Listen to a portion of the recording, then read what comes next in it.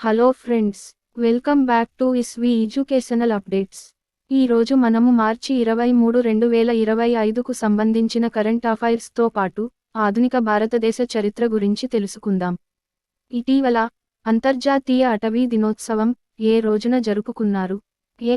మార్చి 21, B. మార్చి 20, C. మార్చి 19, D. మార్చి 18. Your time starts now.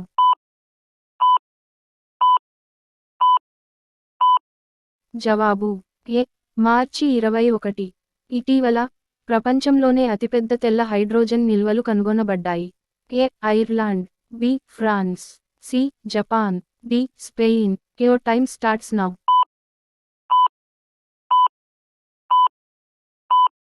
జవాబు బి. ఫ్రాన్స్. ఇటీవల 11వ ఆసియా స్విమ్మింగ్ ఛాంపియన్షిప్ను ఏ దేశం నిర్వహించనుంది?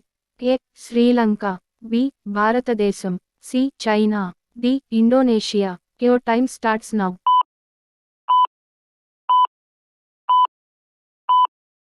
జవాబు బి. భారతదేశం. ఇటీవల ఇండియన్ ఓపెన్ త్రోస్ పోటీలో మహిళల డిస్కస్ త్రోలో సిమా కింది వాటిలో ఏ పతకాలను గెలుచుకుంది? ఏ. బంగారం, బి. వెండి, సి. కాంస్య, డి. పైవేవీ కావు. Your time starts now.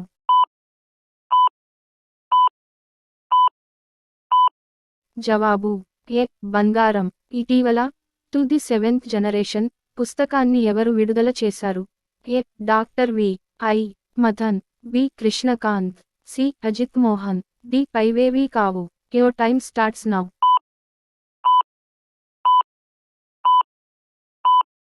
జవాబు ఏ. Doctor V. ఐ. మథన్. ఇటీవల వికలాంగుల ప్రతిభ, విజయాలు మరియు ఆకాంక్షల వేడుక అయిన పర్పుల్ ఫెస్ట్ ఏ దేశంలో నిర్వహించబడింది? A. Hyderabad, B. Jaipur, C. Mumbai, D. New Delhi. Your time starts now.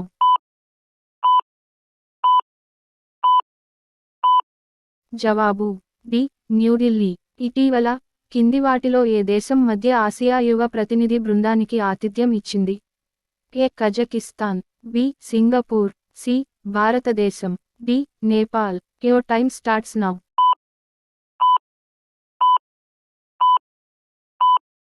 జవాబు సి. భారతదేశం. దాదాపు దశాబ్దం పాటు నిషేధం తర్వాత ఇటీవల మొదటి శాస్త్రీయ బొగ్గు గని ఎక్కడ ప్రారంభించబడింది? ఏ. పశ్చిమ Bengal, B. Assam, C. Meghalaya, D. Manipur. Your time starts now.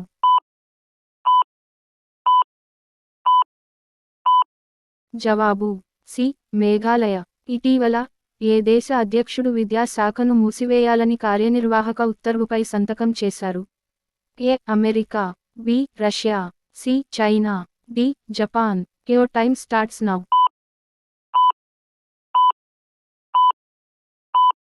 జవాబు ఏ. అమెరికా. ఇటీవల భారతీయ రైల్వేలు మరియు కింది వాటిలో ఏ ఇట్లు హైపర్లూప్ పరిశోధన మరియు అభివృద్ధి కోసం భాగస్వామ్యం కుదుర్చుకున్నాయి? A. IIT Madras, B. IIT Guwahati, C. IIT Mumbai, D. IIT Delhi. Your time starts now.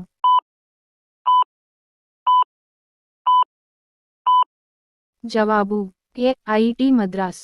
ఇటీవల ఏ దేశం అధికారికంగా LGBTQ+, lesbian, gay, bisexual, transgender and queer or questioning వ్యతిరేక చట్టాన్ని ఆమోదించింది?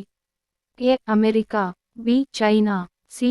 Norway, D. Hungary. Your time starts now.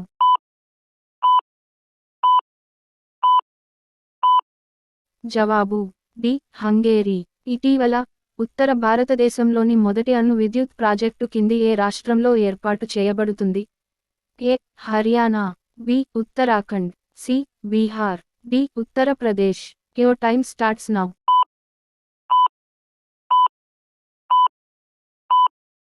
జవాబు ఏ. హర్యానా. కింది వాటిలో ఏ రాష్ట్రం తన అసెంబ్లీలో సంజ్ఞా భాషను ప్రవేశపెడుతుంది? A. Haryana, B. Rajasthan, C. Punjab, D. Gujarat. Your time starts now.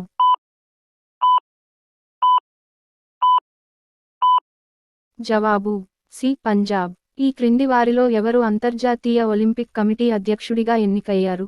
A. Kirsty Coventry, B. Mridulika Jha, C. Pratima Mishra, D. పైవేవీ కావు. Your time starts now.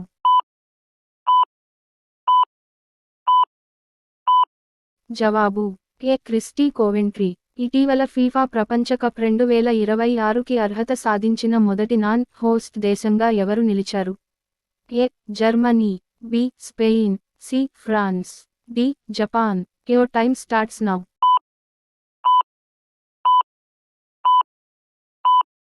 జవాబు D. Japan. Mahatma Gandhi arrest అయినప్పుడు కింది వారిలో ఎవరు ఉప్పు సత్యాగ్రహానికి నాయకత్వం వహించారు? A. Vinoba Bhave, B. Sardar Vallabhbhai Patel, C. Abbas Tyabji, D. Maulana Abdul Kalam Azad. Your time starts now.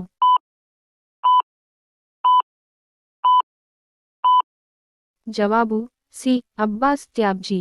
వివరణ: అబ్బాస్ త్యాబ్జీ గుజరాత్కు చెందిన భారతీయ స్వాతంత్ర్య సమరయోధుడు. ఒకప్పుడు బరోడా, గుజరాత్ హైకోర్టు ప్రధాన న్యాయమూర్తిగా పనిచేశాడు. మహాత్మా గాంధీ 1930 మేలో గాంధీ అరెస్టు తర్వాత ఉప్పు సత్యాగ్రహ నాయకుడిగా 76 ఏళ్ల వయసులో త్యాబ్జీని నియమించాడు. ఆ వెంటనే త్యాబ్జీని అరెస్టు చేసి బ్రిటిష్ భారత ప్రభుత్వం జైలులో పెట్టింది. గాంధీ మరియు ఇతరులు గౌరవంగా త్యాబ్జీని గుజరాత్ గ్రాండ్ ఓల్డ్ మాన్ అని పిలిచారు. బార్డోలి సత్యాగ్రహ నాయకుడు ఎవరు? A. Doctor Rajendra Prasad, B. Pandit Jawaharlal Nehru, C. Sardar Vallabhbhai Patel, D. Acharya J. B. Kripalani. Your time starts.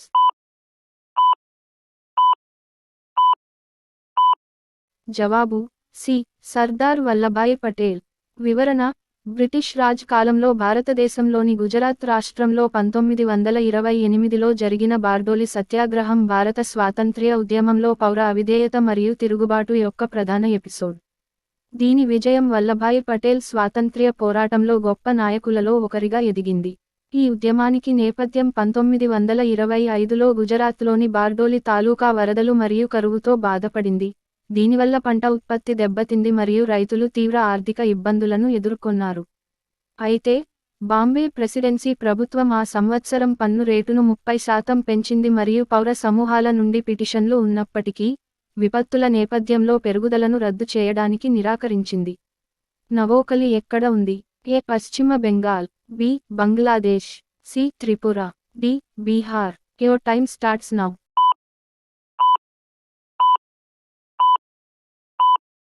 జవాబు బి.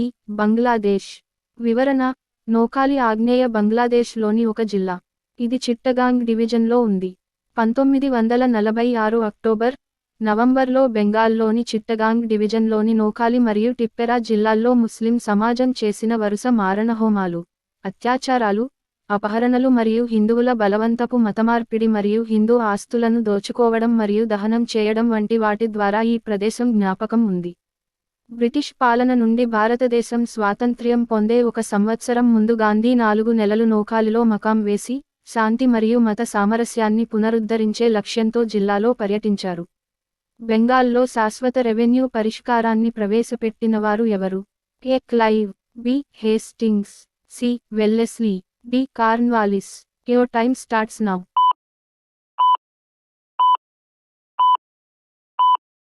జవాబు డి. కార్న్వాలిస్. వివరణ: శాశ్వత పరిష్కారం. దీనిని బెంగాల్ శాశ్వత పరిష్కారం అని కూడా పిలుస్తారు.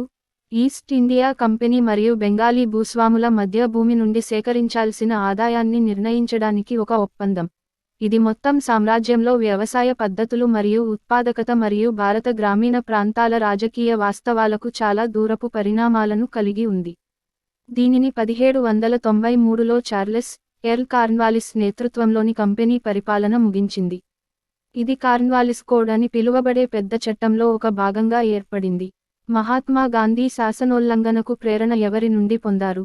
ఏ. Thoreau, B. Ruskin, C. Confucius, D. Tolstoy. Your time starts now.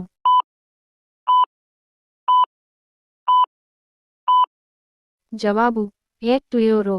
వివరణ: అమెరికన్ రచయిత, కవి, తత్వవేత్త, నిర్మూలనవాది, ప్రకృతి శాస్త్రవేత్త, పన్ను నిరోధకుడు, అభివృద్ధి విమర్శకుడు, సర్వేయర్, చరిత్రకారుడు మరియు ప్రముఖ అతీంద్రియవాది అయిన డేవిడ్ థోరేయు రాసిన పుస్తకాన్ని చదవడం ద్వారా మహాత్మా గాంధీ శాసనోల్లంఘనకు ప్రేరణ పొందారు.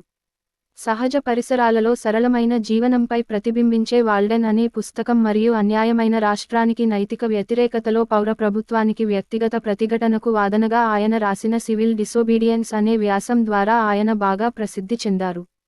తో రియు యొక్క శాసనోల్లంఘన తత్వశాస్త్రం తరువాత లియో టాల్స్టాయ్, మోహన్దాస్ గాంధీ మరియు మార్టిన్ లూథర్ కింగ్ జూనియర్ వంటి ప్రముఖ వ్యక్తుల రాజకీయ ఆలోచనలు మరియు చర్యలను ప్రభావితం చేసింది.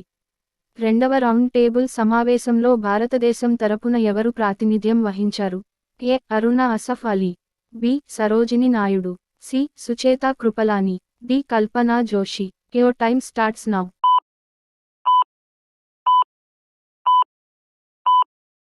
జవాబు బి. సరోజిని నాయుడు.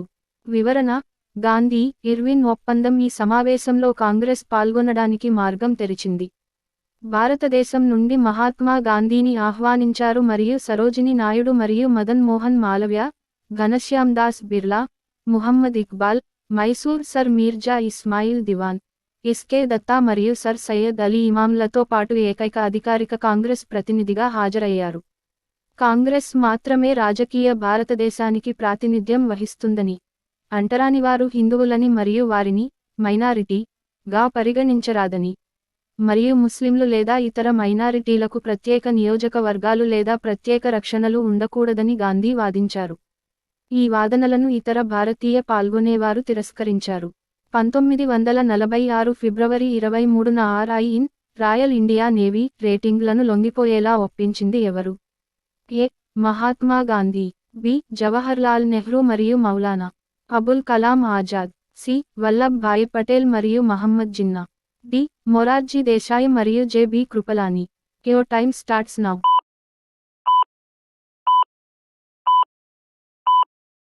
జవాబు సి. వల్లభ్ భాయ్ పటేల్ మరియు మహమ్మద్ జిన్నా. వివరణ: ఫిబ్రవరి 1946లో రాయల్ ఇండియన్ నేవీ RI-ఇన్ ఆధునిక నావికాదళాలలో అరుదైన పరిమాణంలో ఒక పెద్ద తిరుగుబాటును ఎదుర్కొంది. మనోరా ద్వీపంలో జరిగిన ఈ తిరుగుబాటును ఎదుర్కోవడానికి కరాచీలోని వారి బ్యారక్ల నుండి బ్లాక్ వాచ్ యొక్క 2వ బెటాలియన్ను పిలిపించారు. ముహమ్మద్ అలీ జిన్నా మరియు సర్దార్ పటేల్ ఇద్దరూ రేటింగ్లను లొంగిపోయేలా విజయవంతంగా ఒప్పించారు. పటేల్ ఇలా వ్రాసాడు: సైన్యంలో క్రమశిక్షణను మార్చలేము. స్వేచ్ఛా భారతదేశంలో కూడా మేము సైన్యాన్ని కోరుకుంటాము. ఒకప్పుడు మహాత్మా గాంధీ సహచరుడు, ఆయన నుండి విడిపోయి ఆత్మగౌరవ ఉద్యమం అనే రాడికల్ ఉద్యమాన్ని ప్రారంభించాడు. అతను ఎవరు? A. P. Thyagaraja Shetty, B. Chhatrapati Maharaj, C. E. V. Ramasamy Naicker, D. Jyotirao Govindrao Phule. Your time starts now.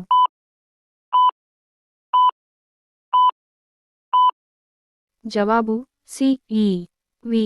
Ramaswamy Nayakar. వివరణ: ఆత్మగౌరవ ఉద్యమం అనేది వెనుకబడిన కులాలకు సమాన మానవ హక్కులు ఉన్న సమాజాన్ని సాధించడం మరియు వెనుకబడిన కులాలను సోపానక్రమంలో దిగువ స్థాయిగా భావించే కుల ఆధారిత సమాజం సందర్భంలో వారు ఆత్మగౌరవం కలిగి ఉండేలా ప్రోత్సహించడం లక్ష్యంగా ఉన్న ఒక ఉద్యమం.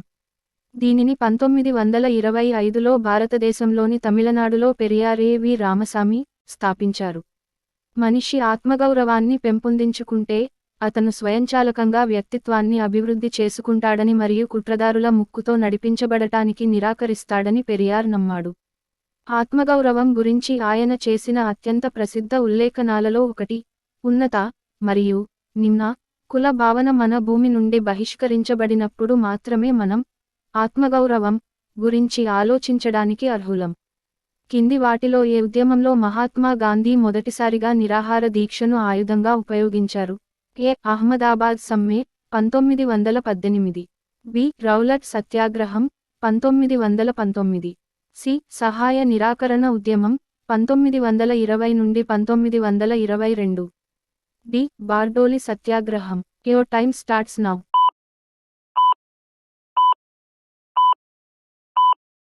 జవాబు ఏ. అహ్మదాబాద్ సమ్మె 1918.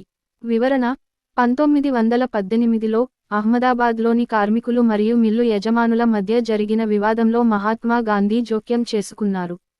సమ్మె చేయాలని మరియు 35% వేతనాల పెంపును డిమాండ్ చేయాలని ఆయన కార్మికులకు సలహా ఇచ్చారు. కానీ సమ్మె సమయంలో కార్మికులు యజమానులపై హింసను ఉపయోగించకూడదని ఆయన పట్టుబట్టారు. సమ్మెను కొనసాగించాలనే కార్మికుల దృఢ సంకల్పాన్ని బలోపేతం చేయడానికి ఆయన ఆమరణ నిరాహార దీక్ష చేపట్టారు. కానీ ఆయన నిరాహార దీక్ష మిల్లు యజమానులపై కూడా ఒత్తిడి తెచ్చింది. వారు 4వ రోజు విరమించుకుని కార్మికులకు 35% వేతనాల పెంపును ఇవ్వడానికి అంగీకరించారు. సతిని నిషేధించినది ఎవరు? A. Warren Hastings, B. Lord William Bentinck, C. Lord Wellesley, D. Lord Dalhousie. Your time starts now.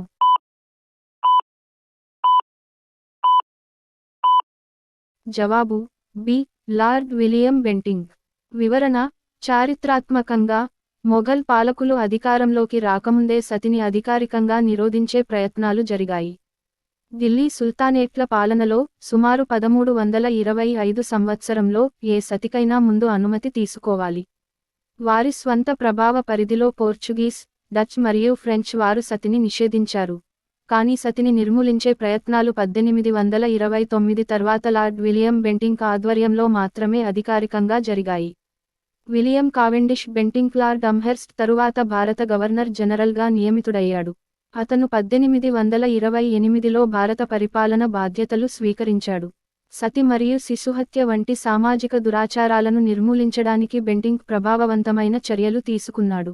ఎవరైతే ఈ వీడియో ఫస్ట్ టైం చూస్తున్నట్లయితే వారు తప్పకుండా మన ఛానల్ను సబ్స్క్రైబ్ చేసుకోండి. అలాగే ఈ వీడియో చూస్తున్న ప్రతి ఒక్కరూ లైక్ చేసి మీ ఫ్రెండ్స్కి షేర్ చేయండి.